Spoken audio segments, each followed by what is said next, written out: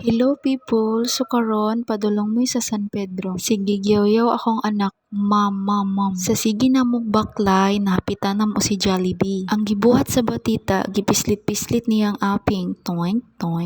Among tuyo lang juderi kay naami tan-awon nga lamisa. Unya kaning isa kay nalingaw pa man kay Jollibee, sumuot to ng hunong usami. Pagkataod-taod ato, nisulod na mi sa unit top. Niya ng batuta guys, gihimong playground ang sulod. Grabe niya nga sinakita iyang sarili sa salamin. Nabilin pa jud nako iyang sapatos guys. Kay maulang man jud unta to among tuyo. Unya kay gatan-aw nga baklay naman ning isa. May na lang na ay sa medyas. Hala padayon anak. Dali na anak kay manggawas na ta oy, muli na ta kagabiin na.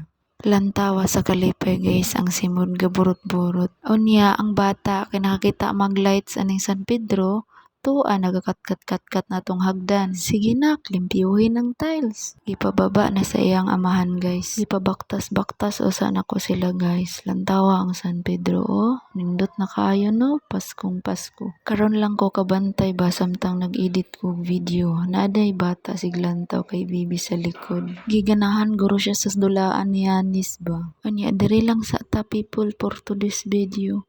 Bye bye.